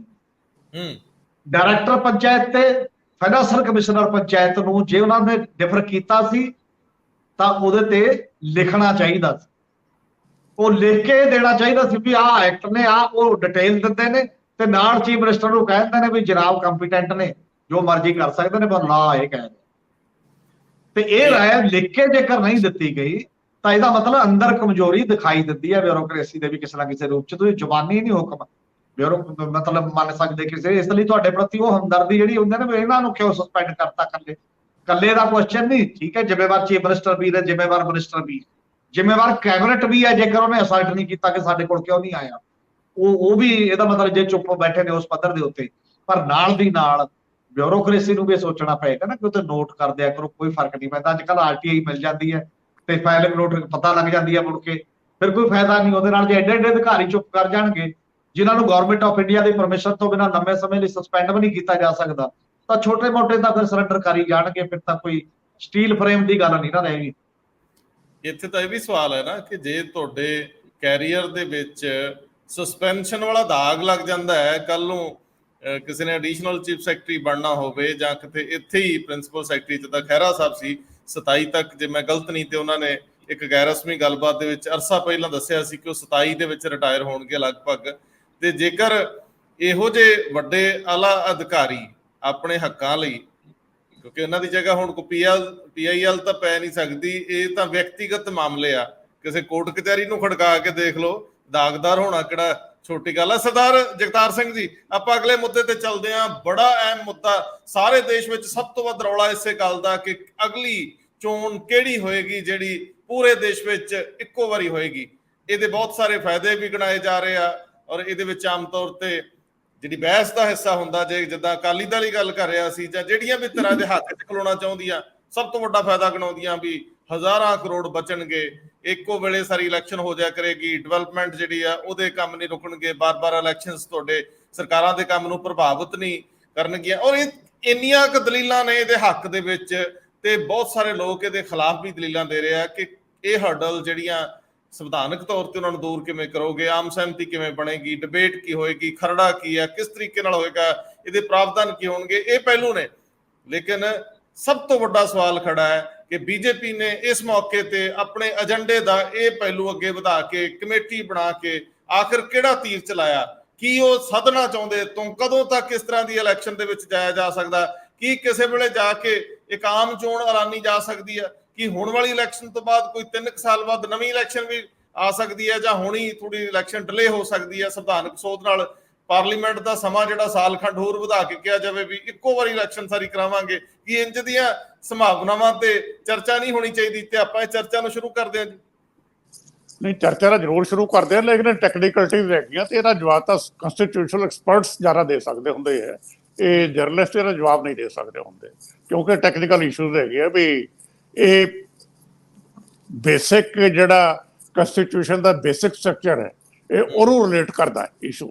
ਜੇ ਤੁਸੀਂ ਪਾਰਲੀਮੈਂਟ ਦੀ ਟਰਮ 1 ਸਾਲ ਵਧਾਉਣੀ ਹੈ ਤੇ ਬੇਸਿਕ ਸਟਰਕਚਰ ਤੁਹਾਨੂੰ ਪਾਰਲੀਮੈਂਟ ਦਾ ਉਹਦਾ ਕੰਸਟੀਟਿਊਸ਼ਨ ਦਾ ਅਮੈਂਡ ਕਰਨਾ ਪਏਗਾ। ਤੇ ਜਦੋਂ ਬੇਸਿਕ ਸਟਰਕਚਰ ਅਮੈਂਡ ਕਰਨਾ ਹੈ ਉਹ ਪ੍ਰੋਸੀਜਰ ਇੰਨਾ ਸਿੰਪਲ ਨਹੀਂ ਹੈ, ਸੋ ਉਹ ਰੂਲਡ ਆਊਟ ਹੈ। ਇਸੇ ਕਰਕੇ ਇੱਕ ਸੈਕਸ਼ਨ ਵੱਲੋਂ ਇਹ ਗੱਲ ਨਾਲ ਹੀ ਆ ਗਈ ਕਿ ਇਹ ਇਲੈਕਸ਼ਨ ਤੱਕ ਇਹ ਜਿਹੜਾ ਇਹਨਾਂ ਨੇ ਕੱਲ ਛੱਡਿਆ, ਮੈਂ ਸ਼ੋਸ਼ਾ ਕਹੂੰਗਾ ਕਿ ਸ਼ੋਸ਼ਾ ਵੀ ਨਹੀਂ, ਅਲਟੀਮੇਟਲੀ ਇੱਕ ਸੀਰੀਅਸ ਇਨੀਸ਼ੀਏਟਿਵ ਹੈ ਕਿ ਇਹ ਇਸ ਇਲੈਕਸ਼ਨ ਵਾਸਤੇ ਨਹੀਂ ਹੈ, ਇਹਦਾ ਪਰਪਸ ਬੇਸਿਕਲੀ ਹੋਰ ਹੈ। ਦੇਖਣ ਨੂੰ ਗੱਲ ਬੜੀ ਵਧੀਆ ਲੱਗਦੀ ਹੈ ਵੀ ਇੱਕੋ ਵਾਰੀ ਇਲੈਕਸ਼ਨ ਸਾਰੀ ਹੋ ਜਾ ਕਰੇ, ਬੜੀ ਅਪੀਲ ਕਰਦੀ ਹੈ ਗੱਲ। 67 ਤੱਕ ਇਹ ਇਕੱਠੇ ਹੀ ਨਹੀਂ, ਸਿਰਫ ਸਾਰੇ ਇਲੈਕਸ਼ਨ ਇੱਕ ਦਿਨ ਹੀ ਹੋਇਆ ਕਰਦੀ ਸੀਗੀ। ਲੋਕ ਸਭਾ ਤੇ ਸਟੇਟ ਅਸੈਂਬਲੀਜ਼ ਇੱਕੋ ਦਿਨ ਵੋਟਾਂ ਪੈਂਦੀਆਂ ਸੀਗੀਆਂ, ਇਨ ਫੇਜ਼ਸ ਨਹੀਂ ਸੀ ਹੁੰਦੀਆਂ। ਹੌਲੀ ਹੌਲੀ ਈਵਨ ਅਸੈਂਬਲੀ ਇਲੈਕਸ਼ਨਸ ਇਨ ਫੇਜ਼ਸ ਹੋਣ ਲੱਗ ਪਈਆਂ। 67 ਤੋਂ ਬਾਅਦ ਸਰਕਾਰਾਂ ਟੁੱਟੀਆਂ, ਤੋਂ ਇਹ ਜਿਹੜਾ ਸਿਸਟਮ ਸੀ ਇਕੱਠੇ ਇਲੈਕਸ਼ਨ ਕਰਾਉਣ ਦਾ ਉਹ ਖਤਮ ਹੋ ਗਿਆ।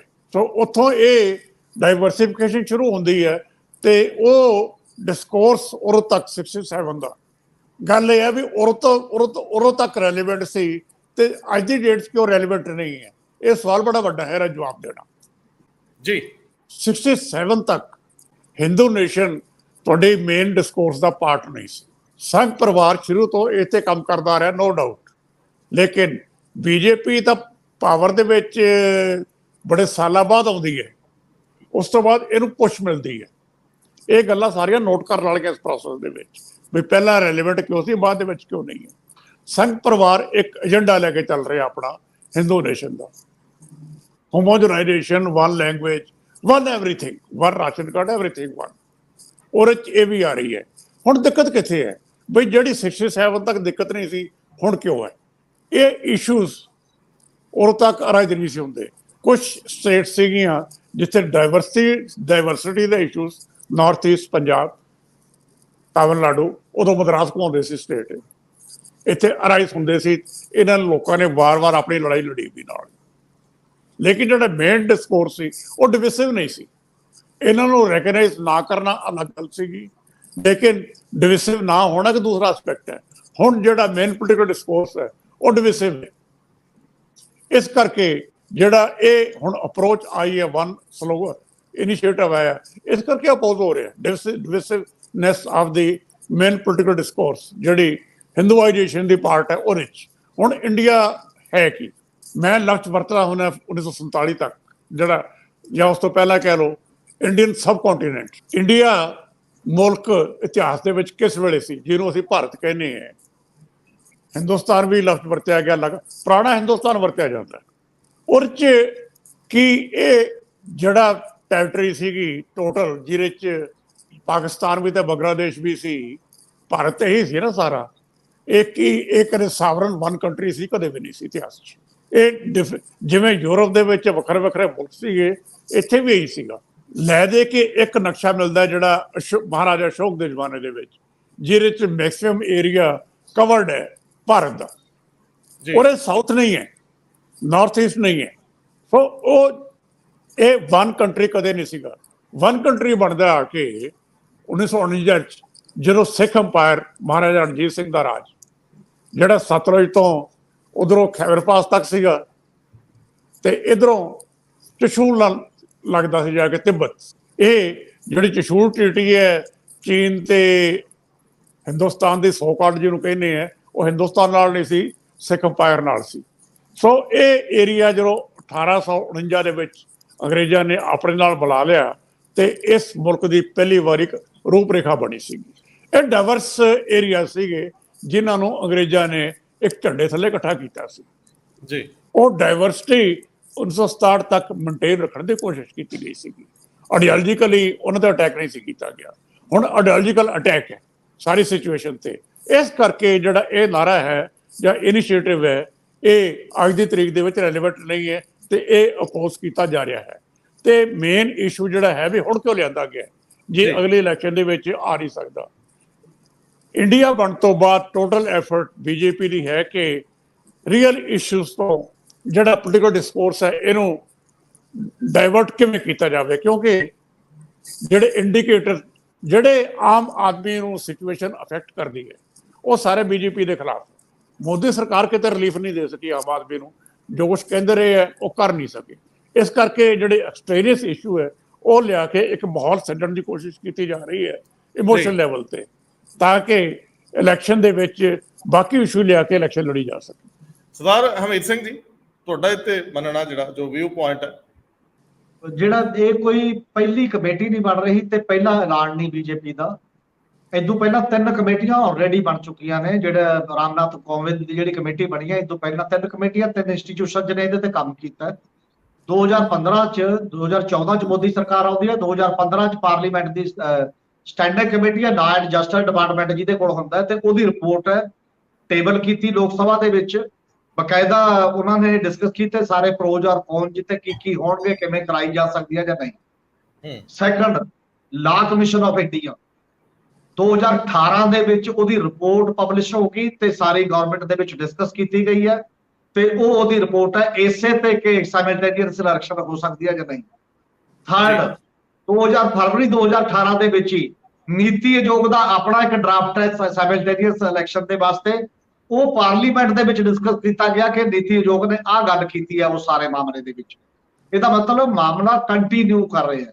ਲਾ ਕਮਿਸ਼ਨ ਕੀ ਕਹਿੰਦਾ ਹੁਣ ਇਹਦੇ ਤੇ, ਜਿਹੜੀ ਉਹਦੀ ਰਿਪੋਰਟ ਕੀ ਹੈ 2018, ਉਹ ਕਹਿੰਦਾ ਵੀ ਇਹ ਸੰਭਵ ਹੀ ਹੈ ਨਹੀਂ, ਐਸ ਕਨਸਟੀਟਿਊਸ਼ਨਲ ਫਰੇਮਵਰਕ ਦੇ ਤਹਿਤ ਇਹ ਸੰਭਵ ਨਹੀਂ ਹੈ।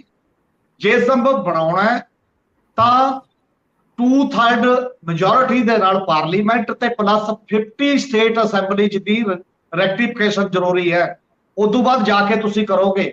ਇਸ ਕੰਮ ਨੂੰ 5-5 ਸਾਲ ਲੱਗਦੇ ਨੇ, ਜਿਹੜਾ ਜੇ ਇਹ ਕੰਮ ਤੋੜ ਲਿਆ ਜਿਹੜਾ ਇਸ ਆ ਜਦੋਂ ਤੱਕ ਵਿਧਾਨ ਸਭਾ ਜਾਊਗਾ ਫਿਰ ਉਹ ਕਰਨਗੇ। ਆ GST ਐਵੇਂ ਕੀਤੀ ਗਈ ਹੈ, ਜਿਹੜੇ ਵੀ ਐਡੇ ਵੱਡੇ ਦਾਇਰੇ ਦੇ ਜਿਹੜੇ ਮਤਲਬ ਸਾਡੇ ਸਾਹਮਣੇ ਕਨਸਟੀਟਿਊਸ਼ਨਲ ਅਮੈਂਡਮੈਂਟਸ ਨੇ ਨਾ, ਜਿੱਥੇ ਸਟੇਟਾਂ ਵੀ ਇਨਵੋਲਵ ਹੁੰਦੀਆਂ ਨੇ, ਉਹਦਾ ਕਾਰਨ ਹੈ ਕਨਸਟੀਟਿਊਸ਼ਨ ਦੇ ਵਿੱਚ, ਕਿਉਂਕਿ 2 ਅਲੱਗ-ਅਲੱਗ ਆਰਟੀਕਲ ਨੇ ਸੰਵਿਧਾਨ ਦੇ ਜਿਹੜੇ ਇਹਨਾਂ ਦਾ ਟੈਨਿਓਰ ਫਿਕਸ ਕਰਦੇ ਨੇ।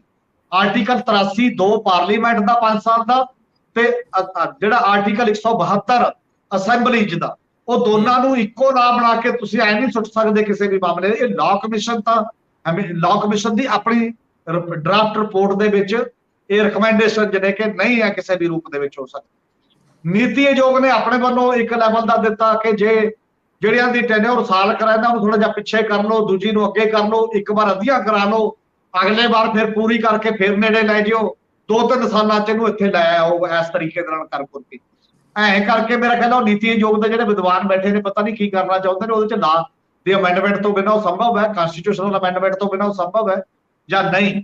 ਤੇ ਇਹ ਗੱਲ, ਇਹ ਸਵਾਲ ਡਿਸਕਸ ਉਸ ਲੈਵਲ ਦੇ ਉੱਤੇ ਨਹੀਂ ਕੀਤਾ ਗਿਆ।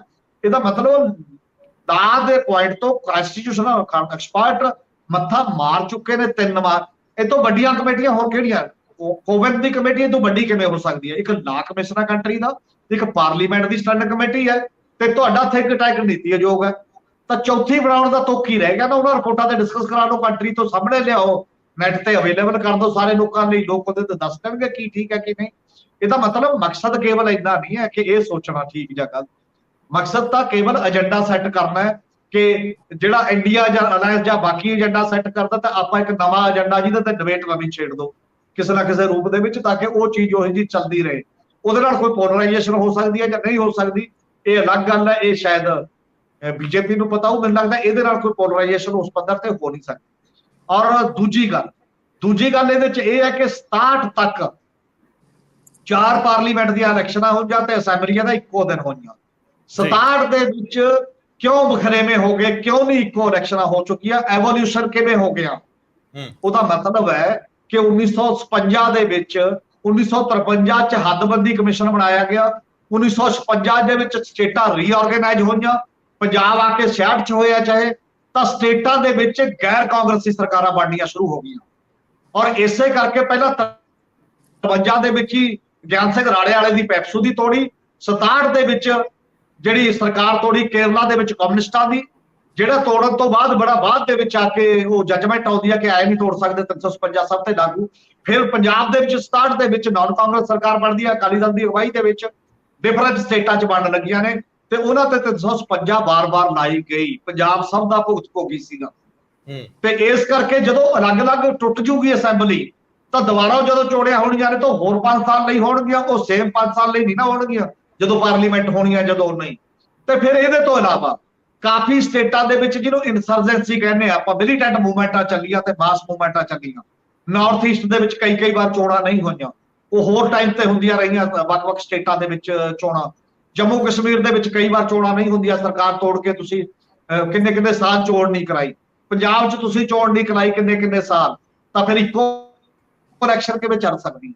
ਇਹਦਾ ਮਤਲਬ ਉਹਨਾਂ ਪ੍ਰੋਬਲਮ ਜਿਹਦੇ ਵਿੱਚੋਂ ਨਿਕਲੀ ਇੱਕ ਡਾਇਵਰਸਿਟੀ ਹੈ, ਉਹਨਾਂ ਪ੍ਰੋਬਲਮ ਜਿਹਦੇ ਕਰਕੇ ਇੱਕ ਸਾਡੇ ਸਾਹਮਣੇ ਚੀਜ਼ ਆਈ ਹੈ ਐਵੋਲੂਟ ਹੋ ਕੇ, ਕਿ ਇੰਨੀ ਡਾਇਵਰਸਿਟੀ ਦੇ ਵਿੱਚ ਤੁਸੀਂ ਇੱਕੋ ਚੀਜ਼ ਧੱਕੇ ਨਾਲ ਨਹੀਂ ਰੱਖ ਸਕਦੇ, ਤਾਨਾਸ਼ਾਹ ਰੂਪ ਨਹੀਂ ਕਦੇ ਵੀ ਹੋ ਸਕਦਾ, ਚੀਜ਼ਾਂ ਵਿਕਸਿਤ ਹੁੰਦੀਆਂ ਨੇ। ਇਹਦੇ 'ਚ ਵੀ ਇਹੀ ਕਿਹਾ ਗਿਆ ਕਿ ਜੀ ਡੈਮੋਕ੍ਰੇਸੀ, ਇੰਡੀਆ ਸਭ ਤੋਂ ਵੱਡਾ ਡੈਮੋਕ੍ਰੇਟਿਕ ਕੰਟਰੀ ਹੈ ਦੁਨੀਆ ਦਾ, ਅਸੀਂ ਨਵਾਂ ਚੀਜ਼ ਇਵੋਲਵ ਕਰ ਰਹੇ ਹਾਂ।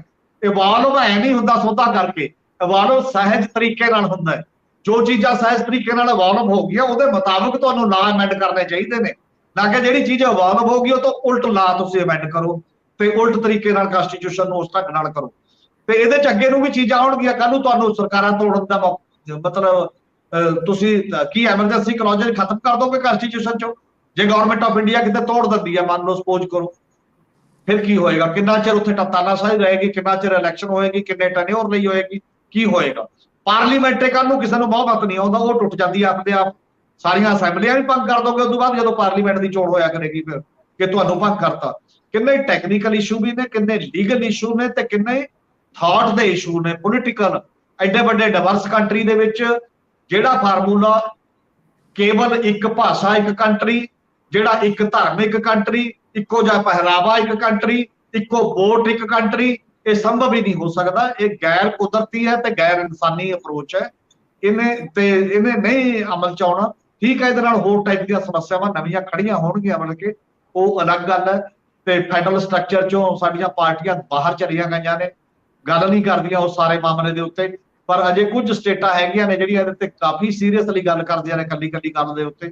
ਤੇ ਇਸ ਕਰਕੇ ਇਹ ਮਾਮਲਾ ਜਿਹੜਾ ਉਹਨਾਂ ਨੇ ਲਿਆਂਦਾ ਸਾਡੇ ਸਾਹਮਣੇ, ਪਹਿਲੀ ਗੱਲ ਮੇਰੇ ਖਿਆਲ ਹੈ ਡਿਬੇਟ ਉਸ ਤੋਂ ਬਾਅਦ ਸਟਾਰਟ ਕਰਨ ਦੀ ਲੋੜ ਹੈ। ਪਹਿਲਾਂ ਪੁਰਾਣੇ ਤਿੰਨੋਂ ਡਰਾਫਟ ਪੜ੍ਹ ਲੈਣੇ ਚਾਹੀਦੇ ਨੇ ਡਿਬੇਟ ਤੋਂ ਪਹਿਲਾਂ।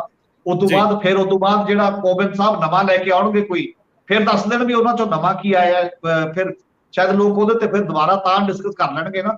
ਜਾਂ ਉਹ ਤਿੰਨੋਂ ਰੀਪਰੋਡਿਊਸ ਕਰਦੇ ਆਪਣੀ ਕਮੇਟੀ 'ਚ ਵੀ ਆਹ ਤਿੰਨਾਂ ਦੇ ਆ ਨੇ, ਮੇਰਾ ਹੁਣ ਆ ਹੈ, ਹੁਣ ਇਹਦੇ ਸੋਚ ਲਿਓ ਭਾਈ ਕੀ ਕਰਦੇ। ਉਸ ਤੋਂ ਬਾਅਦ ਦੇਸ਼ ਨੂੰ ਸਾਲ 6 ਮਹੀਨੇ 2 ਸਾਲ ਚਾਹੀਦੇ ਨੇ ਮੰਥਨ ਲਈ। ਉਸ ਤੋਂ ਬਾਅਦ ਕੋਈ ਗੱਲ ਦੱਸੂ, ਕੋਈ ਰਾਏ ਦੱਸੂਗਾ ਆਪਣੇ ਤਰੀਕੇ।